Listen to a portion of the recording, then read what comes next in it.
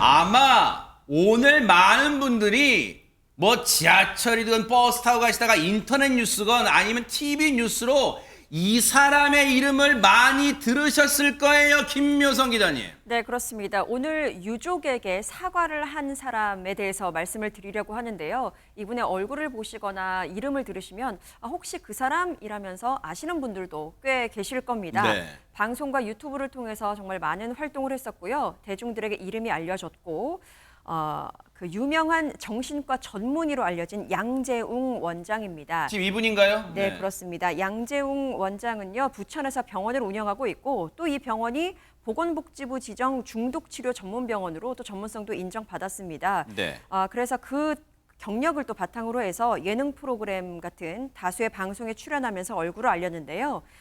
이러한 양재웅 원장이 어제 입장문을 하나 냈습니다. 어떤 입장인데요? 입장문에 대한 이야기를 좀 하면요. 네. 본인이 대표자로 있는 그 병원에서 입원 과정 중에 발생한 사건, 병원장으로서 심각하게 받아들인다.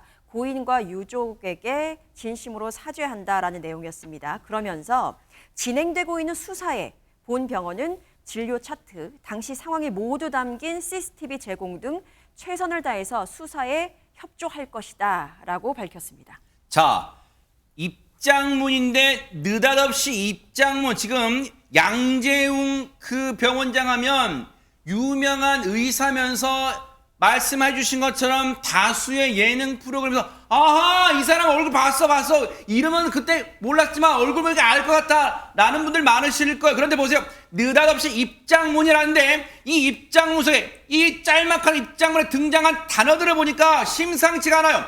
병원에서 발생한 사건, 유가족, CCTV 등등등. 이거 대체 무슨 일이 그 병원에서 있었던 겁니까, 이당 아나운서? 이 사건 5월로 거슬러 올라갑니다. 5월요? 네, 조금 된 일입니다. 어허. 일단 한 언론을 통해서 보도된 내용을 제가 전해드리겠습니다. 네. 한 정신병원에요. 이 30대 여성이 입원을 하게 됩니다. 1인실에 입원을 해 있는 상황이었는데요. 당시에 양재웅 원장이 병원장으로 있는 바로 그 병원입니다. 어허. 5월 26일로 거슬러 올라가겠습니다. 네. 5월 26일 오후 7시쯤에 이 30대 여성이요, 배가 아프다고 호소를 합니다. 이제 문을 두드리면서 배를 움켜쥐고요, 배가 아프다라고 호소를 하니까 오전 그 다음 날이죠. 오전 네. 0시 30분쯤에 간호조무사와 보호사가 들어와서 이제 약을 먹이고 침대에 그 환자분의 가슴 부분과 손, 발을 묶습니다. 네. 아마 배가 아프다 호소하면서 계속 문을 두드리고 뭐 이런 상황이 있었던 것으로 추측이 됩니다. 약은 아마 안정제인 것으로 추정이 되고 있고요. 네. 그다음 1시간 뒤입니다. 오전 1시 30분쯤에 이 여성분을 보면 배가 많이 부풀어 있었고요. 어머나. 코피를 흘렸다고 합니다. 그래서 결박 상태는 풀렀다고 하고요. 그 이후에 결국 이 여성은 사망을 하게 되는데요. 이 모습은 여성이 누운 침대를 고스란히 비추고 있는 CCTV에 모두 포착이 됐습니다. 자, 보세요. 이 상황 그래픽, 시간대별 그래픽을 보세요. 여러분도 같이 한번 보세요.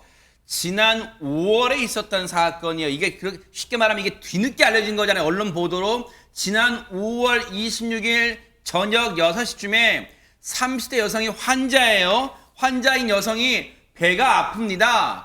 호소를 했어요. 호소를 했다는 얘기는 통증이 심각했다는 얘기겠죠? 그런데 그로부터 몇 시간쯤 지나 자정을 넘겨서 다음날 27일 0시 30분쯤 약을 먹입니다. 관계자가 들어와서 그래 침대에 손발을 묶어요.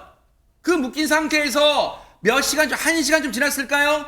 근데 이 여성이 신체 변화가 옵니다. 배가 부풀어 올라요. 여러분, 배가 부푼다는 얘기에서는 안에 장기에서 무슨 어떤 이상 반응이 있다는 거잖아요. 코피가 흘려요. 그러다가 결국은 결박 상태 풀려났지만 사망하고 말아요.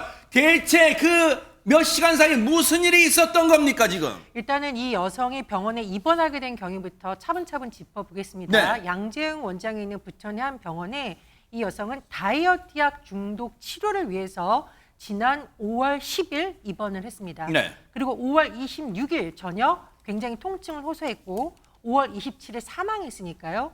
입원한 지 17일 만에 지금 세상을 떠난 겁니다. 하하. 그런데 일단 국가수 부검 결과 사인은 가성 장폐색 등으로 추정이 된다라고 하는데요. 장폐색 말 그대로 장 운동이 원활하지 않아서 음식물이 장을 통과하지 못하면서 여러 가지 복통, 구토, 변비 등의 증상이 나타나는 세상에. 질환이라고 합니다. 그런데요, 여성이 입원한 후에 배변 활동에 어려움을 겪어왔고 또 간헐적인 복부 통증을 보였고 앞에서 우리가 짚어봤듯이 사망 전날에는 극심하게 아프다, 복통을 호소한 것으로 전해지고 있습니다. 네. 또 일부 언론 보도를 보면 병원 내에 설치된 CCTV의 장면이 일부 공개됐는데 그 내용을 보면 입원 초와 비교했을 때 배가 굉장히 많이 부풀어 오른 것으로 확인을 할 수 있는 것으로 좀 전해지고 있습니다. 그렇다 보니 유족들은 굉장히 강력히 항의하고 있는데요.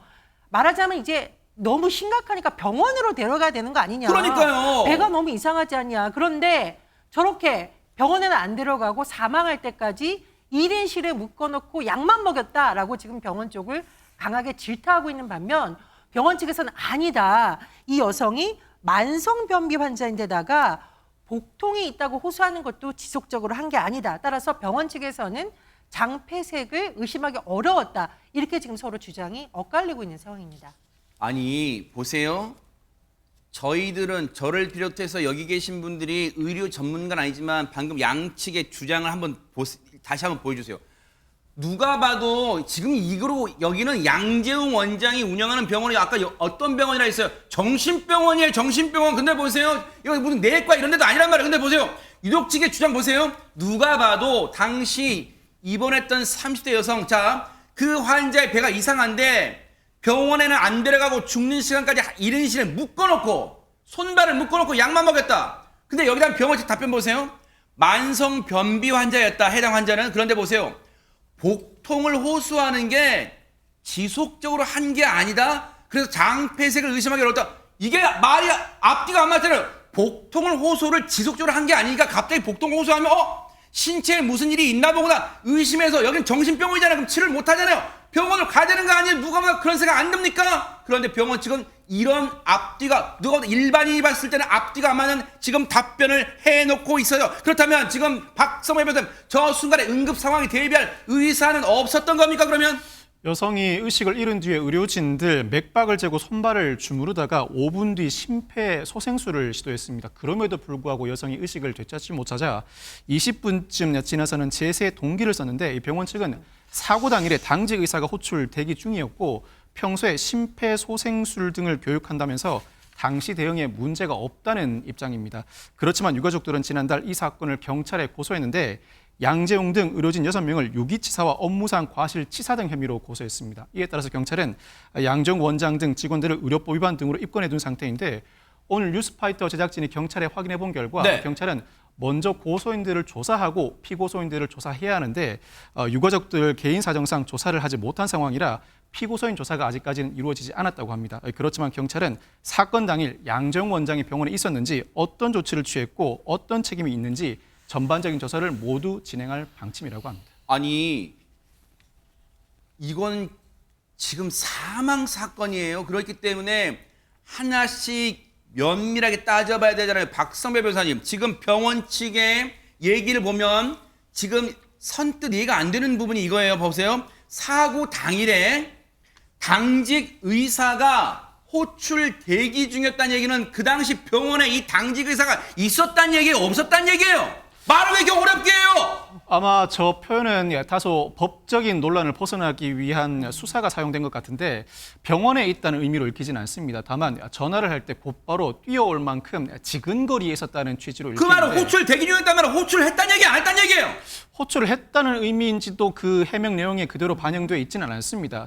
다만 이 사건의 경우에는 사망 사건이다 보니 경찰도 결코 간과할 수 없는 사건이고 이 사건은 진료 기록이 명백히 존재하고 입원실에 CCTV도 존재하는 상황입니다. 구체적으로 의료진이 어떠한 조치를 취했는지 다툼의 여지가 없습니다. 통상 의료 사건의 경우에는 의료진이 어떠한 조치를 취했는지를 두고서부터 먼저 다툼이 벌어지는 경우가 상당히 많은데 구체적인 조치 내용에 대해서는 다툼이 없는 이상 그 구체적인 조치가 합당한가, 즉 의료적으로 합당한가를 두고 어느 정도 법리 검토가 이루어질 것으로 보이고 특히 상당한 시간이 지연되진 않았는가, 어떠한 조치를 했다고 하더라도 그 시간에 상당한 지연이 초래됨으로써 결국 사망이라는 중대한 결과를 맞게 되진 않았는가, 이 두 가지 측면에서 전반적인 조사가 이루어질 것 같습니다. 어디를 봐도 아무리 봐도 병원 측의 해명 입장이라는 게 어설프잖아요. 이게 말이에요? 전 국민을 상대로 시청자를 상대로 지금 국어 독해 능력을 검사하는 거예요? 호출 대기 중 당직 의사가 호출 대기 중이었다 이 말은 당직 의사가 병원에 있었다는 건지 호출을 했다는 건지 모르잖아요. 그리고 양재용 원장은 당시 병원에 있었는지 지금 모르잖아요. 그렇다 보니까 자 이게 지난 5월에 있었던 사건이에요. 김묘성 기자님. 그런데 어제 양재용 원장이 사과를 했다는데 무슨 사과를 한 거예요 그러면?